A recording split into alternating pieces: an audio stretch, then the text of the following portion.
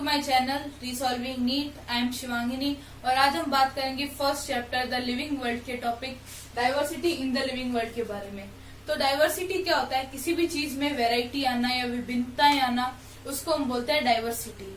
और जैसे living world में हम देखते हैं कि बहुत सारे एनिमल्स होते हैं, प्लांट्स होते हैं। एनिमल्स में भी आगे हम जैसे क्लासिफाई करते हैं तो बर्ड्स हो गए, रेप्टाइल्स हो गए, मैमल्स हो गए, तो ये सब, और इनकी भी आगे अलग अलग स्पीशीज हो गई। तो इतनी सारी स्पीशीज जो होती है तो वो सब लिविंग वर्ल्ड की डाइवर्सिटी है, जिसको हम बोलते हैं बायोडाइवर्सिटी। तो टोटल वर्ल्ड में 1.7 to 1.8 मिलियन स्पीशीज जो है वो डिस्कवर की जा चुकी है, यानी वो डिस्क्राइब की जा चुकी है। तो इतनी सारी स्पीशीज को साथ में स्टडी करना, उसमें बहुत सारी प्रॉब्लम्स आती है। तो सबसे पहली प्रॉब्लम क्या है कि जैसे कोई ऑर्गेनिज्म है या कोई स्पीशीज है, उसको हमने देखा तो हम उसको डिस्क्राइब नहीं कर सकते इतनी सारी स्पीशीज को साथ में कि उसके कैरेक्टर्स क्या है। तो जैसे हमने एक पर्टिकुलर ऑर्गेनिज्म का एग्जांपल लेते हैं तो हम उसको कैसे डिस्क्राइब करेंगे, तो उसकी प्रॉब्लम आती है। तो हम उस प्रॉब्लम को कैसे अचीव कर सकते हैं? आइडेंटिफिकेशन के थ्रू। यानी आइडेंटिफिकेशन क्या है? एक प्रोसेस है जिसमें हमने उस ऑर्गेनिज्म को जो हमारे नॉन ऑर्गेनिज्म है दूसरे, उनसे कंपेयर करके उसको रिकॉग्नाइज किया कि ये कौन से ग्रुप में रह सकता है। तो उसको पर्टिकुलर एक टेक्सोनॉमिक कैटेगरी में हमने रख दिया। ठीक है। अब अगली प्रॉब्लम क्या आती है कि बहुत सारी लैंग्वेजेस है वर्ल्ड वाइड, या जैसे हम इंडिया में भी देखें तो हम अगर साउथ में जाते हैं तो उधर की लैंग्वेज अलग है। अगर हम वहां पे जाके अपनी लैंग्वेज में कुछ भी बोलेंगे तो वो हमसे रिलेट नहीं कर पाएंगे और हम उनकी लैंग्वेज को रिलेट नहीं कर पाएंगे। तो वो लैंग्वेज की प्रॉब्लम है। और वैसे भी वर्ल्ड वाइड इतनी सारी कंट्रीज है तो उन सबकी अलग अलग लैंग्वेजेस है, तो ये प्रॉब्लम आती है। जैसे हम एग्जांपल लेते हैं कि जैसे 4 साइंटिस्ट है, तो एक इंडिया का साइंटिस्ट हो गया, एक इंग्लिश साइंटिस्ट हो गया, एक स्पेनिश हो गया, एक जर्मन हो गया। तो वो चारों अगर बैठे हैं तो फॉर एग्जांपल उन्हें आम के बारे में बात करनी है, तो आम तो नॉर्मली हिंदी में आम हो गया, इंग्लिश में मैंगो हो गया, हो सकता है स्पेनिश में उसको कुछ और बोले, जर्मन में उसका नाम कुछ और हो। तो इसके आम के भी अलग अलग नाम हो गए।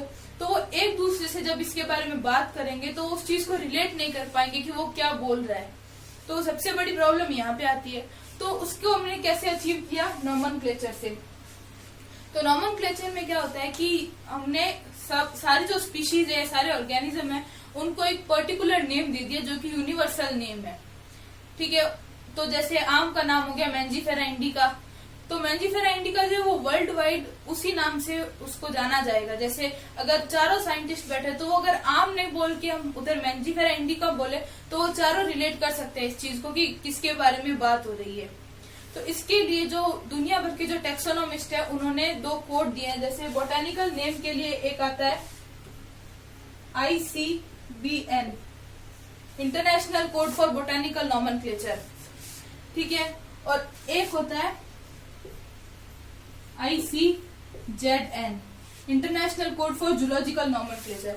तो अगर बोटेनिकल नेम कोई भी रखना है तो वो इसके बेसिस पे रखेंगे, और कोई भी जूलॉजिकल नेम रखना है तो वो ICZN के बेसिस पे रखेंगे। तो ऐसे हम सबको एक पर्टिकुलर नाम दे सकते हैं ताकि ये जो लैंग्वेज की प्रॉब्लम है उसको हम सॉल्व कर सके।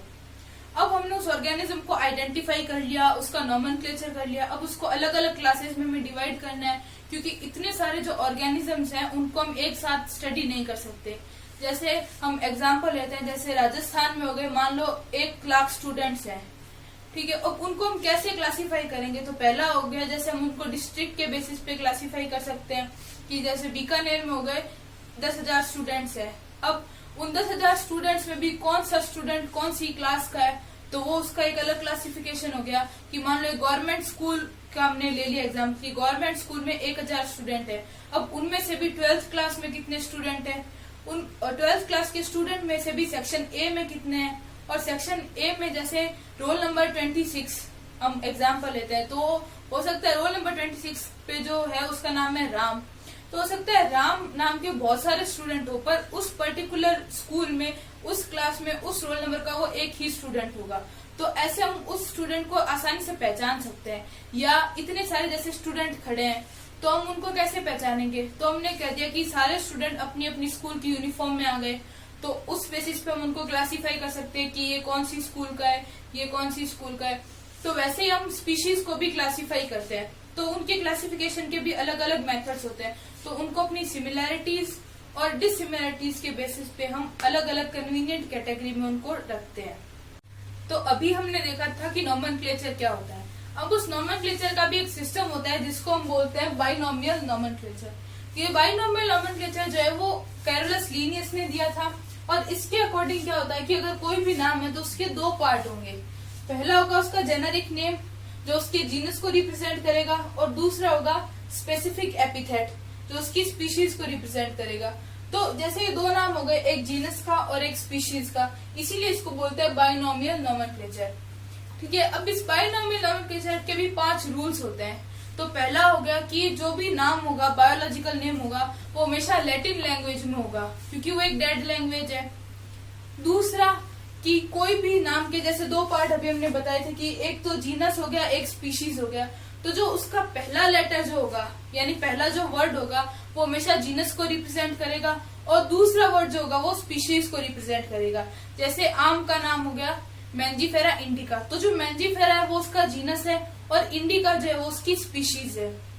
और तीसरा कि जब भी हम इनको बायोलॉजिकल नेम को लिखेंगे तो उनको सेपरेटली अंडरलाइन करना है। जैसे कि ये एग्जांपल मैंने लिख रखा है तो ये गलत है एक तरह से देखे तो, क्योंकि इसमें अंडरलाइन नहीं है, तो हमें इसको सेपरेटली अंडरलाइन करना है, एक साथ भी नहीं, सेपरेटली अंडरलाइन करना है।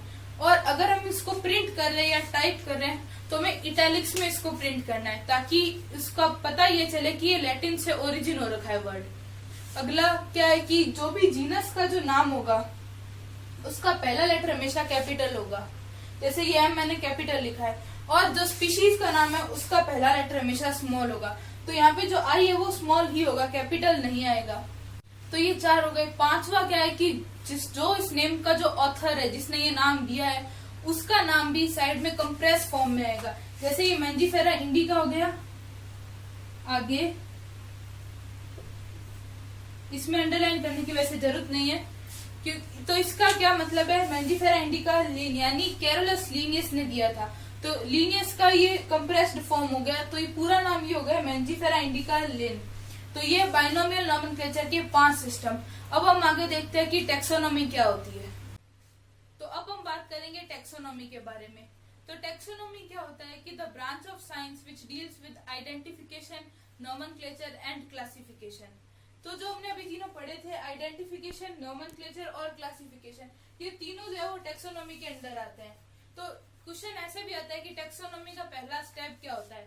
तो टेक्सोनॉमी का पहला स्टेप है आइडेंटिफिकेशन, यानी हम कोई भी ऑर्गेनिज्म है उसको पहले लेके हम आइडेंटिफाई करेंगे कि उसके कैरेक्टर्स क्या है, उसको डिफाइन करेंगे, तो वो हो गया आइडेंटिफिकेशन।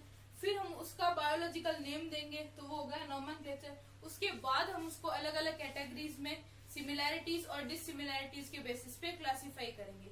तो इस पूरे प्रोसेस को हम बोलते हैं टेक्सोनॉमी। उसके बाद आता है सिस्टमैटिक्स। सिस्टमैटिक्स क्या है, बेसिकली इवोल्यूशन से रिलेटेड है ये। तो टेक्सोनॉमी प्लस फाइलोजेनी यानी जो इवोल्यूशनरी रिलेशनशिप की जो स्टडी होती है उसको हम फाइलोजेनी बोलते हैं। तो टेक्सोनॉमी और फाइलोजेनी को साथ में हम सिस्टमैटिक्स बोल सकते हैं, या इसको ऐसे भी बोल सकते हैं कि जो क्लासिफिकेशन के प्रिंसिपल होते हैं उनकी स्टडी करना भी सिस्टमैटिक्स है। तो सिस्टमैटिक्स वर्ड्स को जो पहली बार कैरोलस लीनियस ने यूज किया था अपनी बुक सिस्टमा नेचुरी में। तो स्पीशीज जो है वो क्लासिफिकेशन की सबसे बेसिक यूनिट है, या हम बोल सकते हैं कि सबसे लोएस्ट स्टेप है क्लासिफिकेशन का। ठीक है, तो जो अर्नस्ट मेयर थे उन्होंने बायोलॉजिकल कॉन्सेप्ट दिया था स्पीशीज का, जिसमें उन्होंने ये बताया था कि स्पीशीज क्या होती है। स्पीशीज जो है वो group of closely related organisms है जो कि नेचुरल कंडीशन में इंटरब्रीड कर सकते हैं और एक फर्टाइल ऑफस्प्रिंग प्रोड्यूस कर सकते हैं, तो उनको हम एक स्पीशीज के अंदर रखेंगे। उसके बाद में आता है जीनस। तो जो क्लोजली रिलेटेड स्पीशीज है उनको हम एक जीनस में रखेंगे, और क्लोजली रिलेटेड जीनस आ गए एक फैमिली के अंदर आ गए, क्लोजली रिलेटेड फैमिली एक ऑर्डर में आ गई, क्लोजली रिलेटेड ऑर्डर एक क्लास में आ गए, क्लोजली रिलेटेड क्लासेस एक फाइलम में आ गई, और क्लोजली रिलेटेड फाइलम एक किंगडम में आ गई। तो ये सब आपस में ऐसे जुड़े हुए हैं। तो अगर हम, जैसे मैंने पहले भी बताया कि अगर हम स्पीशीज से किंगडम की तरफ जाएंगे तो सिमिलैरिटीज घटेगी, और किंगडम से स्पीशीज की तरफ आएंगे तो सिमिलैरिटीज बढ़ेगी। अब हम उसको एग्जांपल के तौर पे देखते हैं। जैसे किंगडम्स होती है, 5 किंगडम्स हम सबको पता है, जिसमें मोनेरा हो गई, प्रोटिस्टा, फंजाई, प्लांटी, एनिमिलिया। तो हम लेते हैं एनिमिलिया का एग्जांपल, किंगडम एनिमिलिया। अब एनिमेलिया भी आगे दो क्लासेस में डिवाइड है, कॉर्डेटा हो गई, नॉन कॉर्डेटा हो गई, दो फाइलम में डिवाइड है। तो हमने एग्जांपल लिया कॉर्डेटा का, जिनमें नोटोकॉर्ड प्रेजेंट होती है और नॉन कॉर्डेटा में नोटोकॉर्ड नहीं प्रेजेंट होगी। तो हमने लिया कॉर्डेटा का एग्जांपल। अब ये कॉर्डेटा भी आगे क्लासेस में डिवाइड है, जैसे इस बेसिस पे डिवाइड कर दिया कि जिनमें मेमोरी ग्लैंड्स है या जिनमें मेमोरी ग्लैंड्स नहीं है। तो हो गई मेमेलिया, हो गई रेप्टाइल्स, हो गई, ये अलग अलग इसकी क्लासेस है। तो एक हो गई मेमेलिया का हमने एग्जांपल ले लिया। अब मेमेलिया भी आगे ऑर्डर में डिवाइडेड है, जैसे कार्निवोरा हो गए, प्राइमेट्स हो गए। प्राइमेट्स में तो जैसे ह्यूमंस आते हैं, मंकी आते हैं, या बैट्स हो गए, रोडेंट्स हो गए, ये अलग अलग इसके ऑर्डर है मेमेलिया के। तो हमने एग्जांपल लिया कार्निवोरा का। कार्निवोरा में आ गई कैट फैमिली आती है, डॉग फैमिली आती है, ये सब कार्निवोरा के अंदर आते हैं, जो बेसिकली जो शिकार करते हैं, तो उनको हम कार्निवोरा के अंडर रखते हैं। उसके बाद में कार्निवोरा भी आगे फैमिली में डिवाइडेड है, जैसे एक होती है फेलिडे फैमिली और एक होती है कैनिडे फैमिली। फेलिडे फैमिली को हम बोलते हैं कैट फैमिली और कैनिडे को हम बोलते हैं डॉग फैमिली। तो उसमें आते हैं जैसे डॉग्स आ गए, भेड़िए आ गए, तो वो सब कैनिडे में आते हैं। और फेलिडे में जैसे फेलिडे फैमिली भी आगे जीनस में डिवाइडेड होती है, जैसे पैंथरा हो गया और फेलिस हो गया। तो फेलिस के अंदर आती है, जो जितनी भी कैट्स और आते हैं वो फेलिस के अंदर आते हैं। और पैंथरा जीनस भी आगे मतलब दो नहीं बहुत में डिवाइडेड है, जैसे लियो हो गया, टाइग्रिस हो गया। तो ये भी अलग अलग, जैसे पैंथरा लियो हो गया तो उसको लॉयन हो गया, पैंथरा टाइग्रिस हो गया तो टाइगर हो गया। तो ये ऐसे अलग अलग डिवाइडेड है। जैसे हमने देखा एनिमेलिया, अब ये सब एनिमेलिया में, और वैसे ही सिमिलैरिटी कम होते होते लॉयन और टाइगर के बीच में रह गई। अब इनमें भी हमने यहाँ पे स्पीशीज के नाम पे इन दोनों में तो वैसे हम किंगडम से स्पीशीज की तरफ आएंगे तो सिमिलैरिटी बढ़ेगी, और स्पीशीज से किंगडम की तरफ जाएंगे तो सिमिलैरिटी घटेगी। टैक्सोनॉमिकल एड्स पढ़ने से पहले एक नाम है अर्नस्ट मेयर, जो आगे भी आया था, जिसमें हमने देखा था बायोलॉजिकल कॉन्सेप्ट ऑफ स्पीशीज जिन्होंने दिया था। वो अर्नस्ट मेयर को बोलते हैं डार्विन ऑफ 20th सेंचुरी बोलते हैं, क्योंकि उनको जो ट्रिपल क्राउन ऑफ बायोलॉजी है वो मिल रखा है। ट्रिपल क्राउन ऑफ बायोलॉजी में 3 प्राइजेस हैं, जिनमें पहला है बाल्जन प्राइज, दूसरा इंटरनेशनल प्राइज फॉर बायोलॉजी, तीसरा है क्रेफोर्ड प्राइज। ये तीनों प्राइज जो है इनको बोलते हैं ट्रिपल क्राउन ऑफ बायोलॉजी। तो ये तीनों अंश मेरे को मिल रखे हैं, और उन्होंने भी जो रिसर्च की थी बायोलॉजी में, या जो इवोल्यूशन में जो उनका योगदान था उसके लिए उनको बोलते हैं डार्विन ऑफ 20th सेंचुरी। अब आगे हम देखते हैं टेक्सोनॉमिकल एड्स। तो टेक्सोनॉमिकल एड्स क्या होते हैं? वो सारी चीजें जो हमें टेक्सोनॉमिकल स्टडी में हेल्प करती है उन्हें हम टेक्सोनॉमिकल एड्स कहते हैं। जैसे एग्जांपल के तौर पे मैंने ले लिया टाइगर। अब मुझे टाइगर के बारे में स्टडी करनी है, उसके बारे में इन्फॉर्मेशन चाहिए, तो मैं 3 तरीके से इन्फॉर्मेशन ले सकती हूँ। पहला तो है कि मैं लाइव टाइगर को देख के इन्फॉर्मेशन ले सकती हूँ, दूसरा मैं डेड टाइगर से इन्फॉर्मेशन ले सकती हूँ, या तीसरा उसके बारे में जो भी लिटरेचर लिखे हुए हैं, जो भी बुक्स लिखी हुई है, उनको पढ़ के मैं ये इन्फॉर्मेशन ले सकती हूँ। तो पहले हम देखते हैं लाइव। तो लाइव में क्या होगा कि जैसे मैंने जूलॉजिकल पार्क, जिनको हम जू बोलते हैं, वहां पे जाके मैं इसके बारे में इन्फॉर्मेशन ले सकती हूँ, जिसको हम बोलते हैं कि फूड एंड हैबिटेट, कि टाइगर कैसे जैसे एरिया में रहता है, या कौन सा खाना खाता है, या कैसे मौसम में एनवायरमेंटल कंडीशन उसको कैसी चाहिए, तो वो मेरे को जूलॉजिकल पार्क में पता चलेगा। वाइल्ड लाइफ सेंचुरी के एक पर्टिकुलर एनिमल के लिए होती है, जो जहाँ का लोकल एनिमल होता है वहाँ के लिए। जैसे राजस्थान में रणथंभौर में है वाइल्ड लाइफ सेंचुरी है, और गुजरात में लॉयंस के लिए है गिर में, तो वो भी वाइल्ड लाइफ सेंचुरी में ही आता है। ये तो हो गया हमें नॉर्मल लाइव एनिमल का। अब हम देखते हैं कि अगर मेरे को लाइव प्लांट देखना है कोई भी, तो मेरे को क्या करना पड़ेगा, बोटेनिकल गार्डन में मैं जाऊंगी, वहाँ पे जो लाइव प्लांट्स होते हैं उनको स्टडी पर्पस के लिए ग्रो करवाते हैं, तो वो अलग अलग स्पीशीज के होते हैं लाइव प्लांट्स। उसके बाद में जब मैं अपने देखा कि जैसे डेड टाइगर, तो उसको क्या करते हैं कि जो एनिमल स्किन होती है उसके अंदर जो भूसा या कचरा जिसको हम बोलते हैं वो भर के रखते हैं, और जो बोन्स निकाल के उसकी जगह वो कचरा भरते हैं, उसको प्रिजर्व रखते हैं, तो वो म्यूजियम में रखते हैं जैसे एनिमल्स में। तो जैसे टाइगर हो गया, या किसी को भी प्रिजर्व करना है म्यूजियम में, तो हम क्या करेंगे कि उसका जो स्किन, आउटर स्किन रखेंगे, और अंदर का सारा जो भी है बोन्स, मसल्स वगैरह वो सब निकाल लेंगे। वैसे ही अगर मेरे को किसी प्लांट का देखना है, प्रिजर्व्ड प्लांट देखना है, तो वो क्या होगा, हर्बेरियम में क्या करते हैं कि कोई भी प्लांट लिया या पर्टिकुलर पार्ट ले लिया किसी प्लांट का जिसकी मेरे को स्टडी करनी है, तो मैंने उसको लिया, उसको प्रेस किया और एक हर्बेरियम शीट पे चिपका के रख दिया। उस शीट पे क्या होगी, उसके बारे में इंफॉर्मेशन होगी कि किसने कलेक्ट किया है, उसका नाम होगा, डेट ऑफ कलेक्शन हो गई, जो प्लांट हमने लिया उसका बायोलॉजिकल नेम हो गया, इंग्लिश नेम हो गया, लोकल नेम हो गया, तो वो सारे इंफॉर्मेशन हर्बेरियम शीट पे आती है। ठीक है। तीसरा हमने ले लिया लिटरेचर, कि मैं उसके बारे में, टाइगर के बारे में लिटरेचर या रिटर्न जो बुक्स है वो कैसे पढ़ूंगी।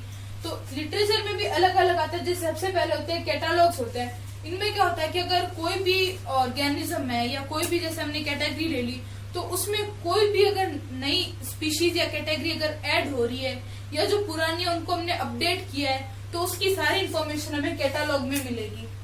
उसके बाद आती है की बेसिकली जो है वो किसी भी ऑर्गेनिज्म के आइडेंटिफिकेशन के लिए यूज होती है।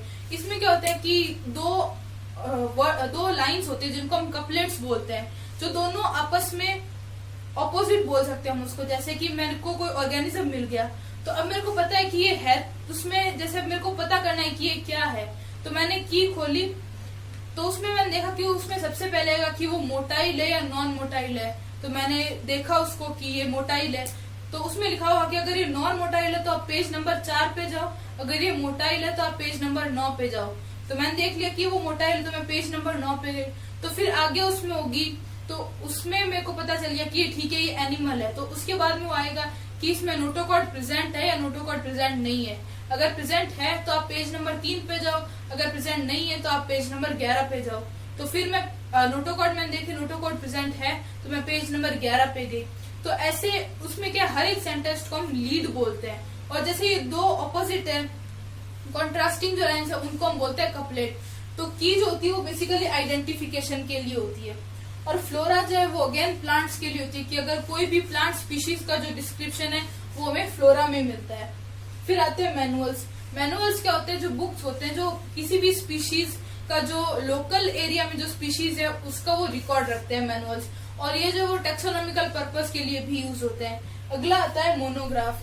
मोनोग्राफ जैसे नाम से ही पता चल रहा है, मोनो, तो ये एक स्पीशीज के बारे में जो इन्फॉर्मेशन है वो कंटेन करके रखते हैं। यानी किसी भी लोकल एरिया की किसी भी एक स्पीशीज के बारे में जो इन्फॉर्मेशन है वो हमें मोनोग्राफ से मिलेगी। तो ये सारे जो है वो टेक्सोनॉमिकल एड्स हैं। और हमारा ये जो चैप्टर है द लिविंग वर्ल्ड वो यहीं पे खत्म होता है। तो अगर आपको हमारा वीडियो पसंद आया तो जरूर लाइक करें, शेयर करें, हमारे चैनल को सब्सक्राइब करें। Thank you for watching. जय हिंद, जय भारत।